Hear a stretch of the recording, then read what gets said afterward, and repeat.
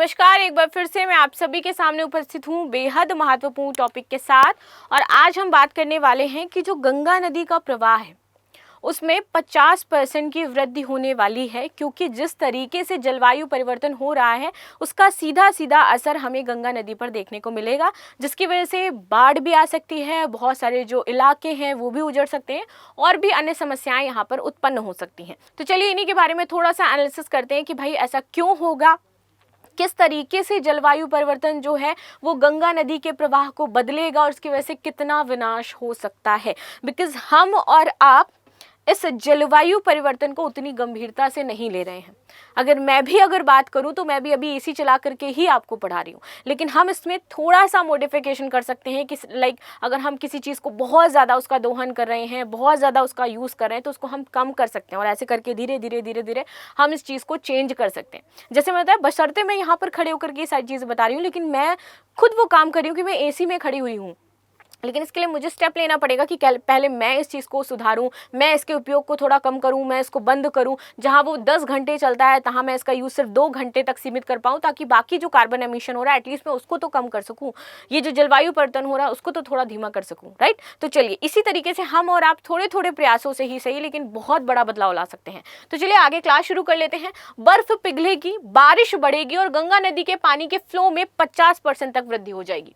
अधिक आपदाएं आएंगी और IIT रुड़की के जो वैज्ञानिक हैं उन्होंने इसकी स्टडी करी है। तो यहाँ पर IIT रुड़की द्वारा एक स्टडी की गई और उसमें बताया गया कि किस तरीके से यहाँ पर तबाही मच सकती है अगर गंगा नदी का पानी 50% तक ज्यादा हो जाए। तो हिंदू कुश हिमालय की अगर बात करें तो ये वही क्षेत्र है जो हिमालय के नाम से जाना जाता है और दुनिया का तीसरा सबसे बड़ा, अगर मैं बात करूं तो ताजे पानी का भंडार भी हो जाता है, जो कि अन्य नदियों को पानी देता है। ठीक है, यहाँ पर ग्लेशियर और बर्फ नदियों को पानी प्रदान करते हैं और यहीं से पानी मिलता है, जो कि करोड़ों लोगों को पानी की ज़रूरतें जो हैं उनको पूरी करता है। कौन? हमारा जो हिंदू कुश हिमालय हो जाता है या फिर जस्ट हिमालय अगर हम कहें। गंगा नदी का जो ऊपरी क्षेत्र है जो कि हिमालय में ही स्थित है, इन ग्लेशियर्स और बर्फ पर ही निर्भर होता है और यहीं से पानी इन ग्लेशियर्स और बर्फ से पिघल करके पानी हमारी गंगा नदी में आता है, राइट। जलवायु परिवर्तन के कारण लेकिन इनका पिघलने का जो प्रोसेस है वो थोड़ा जल्दी शुरू हो रहा है, जल्दी हो रहा है, ठीक है, जिसकी वजह से तापमान बढ़ रहा है और जो वर्षा पैटर्न है इस क्षेत्र की जल प्रणाली को काफी प्रभावित कर रहा है। भारतीय प्रौद्योगिकी संस्थान रुड़की के शोधकर्ताओं ने एक अध्ययन में ये समझने की कोशिश की कि जलवायु परिवर्तन का गंगा नदी के ऊपरी क्षेत्र में पानी के प्रवाह और जल संतुलन पर असर क्या होगा। चलिए आगे बात कर लेते हैं। अध्ययन का उद्देश्य IIT रुड़की के रिसर्चर डॉक्टर प्रवीण कुमार सिंह ने बताया कि यह अध्ययन गंगा नदी के ऊपरी क्षेत्र में जलवायु परिवर्तन के प्रभाव को समझने के लिए किया गया था। ठीक है, विशेष रूप से ये देखा कि भविष्य में नदी का जो पानी है, बर्फ का पिघलना है और ग्लेशियर का जो पानी है और भूजल है वो कैसे बदल सकता है। आगे बात करते हैं। इसके लिए उन्होंने एक विशेष मॉडल जिसे कि SPHY, जिसको कहते हैं हम स्पैटियल प्रोसेस इन हाइड्रोलॉजी, ये कहा जाता है, और जो आपका CMIP है ये 6 जलवायु परिदृश्यों का प्रयोग करता है। ये परिदृश्य भविष्य की जो तापमान और वर्षा में होने वाले जो बदलाव हैं उनका अनुमान लगाते हैं। अध्ययन में जो देव प्रयाग की नदी है, यहाँ पर नदी के प्रवाह के आंकड़े हैं, उनका उपयोग करके मॉडल की हमने जांच करी और जांच में पाया गया कि भाई कैसे यहाँ पर चीजें होंगी और किस तरीके से धीरे धीरे करके ये परसेंटेज आपका बढ़ता जाएगा। तो देखो, देव प्रयाग की नदी का जो कुल प्रवाह है उसमें 63.3% हिस्सा बारिश का रहता है और जो 14.9% हिस्सा रहता है वो रहता है बर्फ के पिघलने का। इसमें से 10.08% ग्लेशियर के पिघलने से आता है और 10% इसमें भूजल से आता है। तो ये पूरा प्रॉपर इसका कंबाइन हिस्सा हो जाता है। इस दौरान जो औसत कुल प्रवाह है वो 792 क्यूबिक मीटर प्रति सेकंड का था, जिसने बारिश में 509.5 बर्फ से 117.5 ग्लेशियर से और 86.1 और भूजल से आपका 78.9 क्यूबिक मीटर प्रति सेकंड का योगदान था। आगे बात करते हैं भविष्य के अनुमान।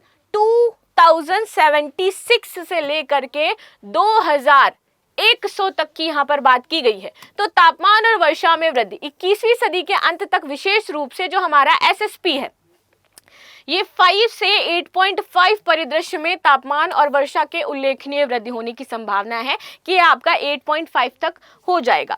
कुल प्रवाह में इसमें 50% की वृद्धि होगी और नदियों के प्रवाह में 50% वृद्धि बढ़ने से बारिश में होने वाला जो प्रवाह है वो ज्यादा हो जाएगा और इसके बाद ग्लेशियर का पिघलना और जो भूजल है उसकी मात्रा ज्यादा हो जाएगी। बर्फ का पिघलना 57% तक कम होगा। 2090 तक बर्फ से आने वाला पानी जो है वो 57% तक कम हो सकता है, क्योंकि तापमान बर्फ को तेजी से पिघाल देगा और बर्फ का भंडार यहाँ पर कम हो जाएगा। पानी की कमी नहीं, भले ही बर्फ का योगदान कम हो, बारिश का हो, लेकिन ग्लेशियर के पिघलने में पानी की आपूर्ति हमेशा बनी रहेगी। जलवायु परिवर्तन का प्रभाव, बर्फ और ग्लेशियर पर असर पड़ेगा, क्योंकि वेनेजुएला अभी तक का पहला विश्व का ऐसा देश है जिसने अपने सारे ग्लेशियर्स खो दिए। किसकी वजह से? इसी जलवायु परिवर्तन की वजह से। इसके भविष्य में बर्फ और ग्लेशियर से मिलने वाला पानी का हिस्सा हमारा कम हो सकता है। नदी के प्रवाह में बदलाव, बारिश का अगर योगदान यहाँ पर ज्यादा होगा तो नदी का प्रवाह बढ़ेगा, लेकिन ये मौसमी हो सकता है जिससे बाढ़ जैसी घटनाएं आएंगी। जल संसाधन प्रबंधन, पानी की उपलब्धता में बदलाव से सिंचाई, पेयजल और जो अन्य जरूरतें हैं वो बेहतर प्रबंधन की इसमें हमें जरूरत पड़ेगी।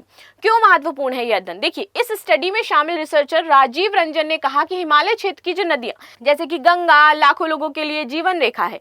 ये नदियां खेती, पेयजल, उद्योगों के लिए पानी प्रदान करती हैं, लेकिन जलवायु परिवर्तन के कारण इन नदियों का प्रवाह बदल रहा है।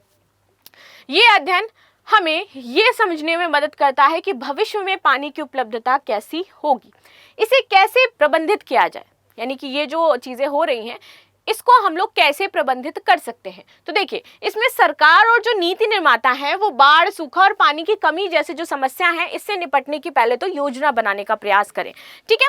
जलवायु परिवर्तन गंगा नदी के ऊपरी क्षेत्र के जल प्रवाह को बहुत ज्यादा प्रभावित करेगा। बर्फ का योगदान कम होगा, लेकिन बारिश और ग्लेशियर के पिघलने से पानी की आपूर्ति बनी रहेगी। फिर भी पानी प्रबंधन के लिए पहले से ज्यादा हमें योजनाएं बना के रखनी पड़ेंगी। यह अध्ययन जल संसाधन के सतत प्रबंधन, जलवायु परिवर्तन के निपटने के लिए एक महत्वपूर्ण कदम है। ये ना केवल गंगा बेसिन के लिए बल्कि पूरे हिमालय क्षेत्र के लिए नीतियां बनाने में हमारा काम करेगा, ताकि भविष्य में पानी की कमी ना हो और प्राकृतिक आपदाओं से हम बच सके। तो इस तरीके से कहा जा रहा है कि भाई गंगा नदी में जो है जलवायु परिवर्तन की वजह से बर्फ तो नॉर्मल पिघलेगी, लेकिन उसकी वजह से वो वाष्पित होकर के आसमान में जाएगी और बारिश ज्यादा होगी, और बारिश की वजह से उसका पानी 50% तक जो फ्लो है वो बढ़ जाएगा। ग्लेशियर्स और बर्फ पिघलने की मात्रा कम हो जाएगी, लेकिन बारिश के पानी की वजह से यहाँ पर अत्यधिक हमें चीजें देखने को मिलेंगी। तो ये थी न्यूज हमने डिस्कस करी। मिलते हैं नेक्स्ट क्लास में, तब तक के लिए धन्यवाद। लाइक शेयर सब्सक्राइब करना बिल्कुल भी ना भूलें and thank you so much.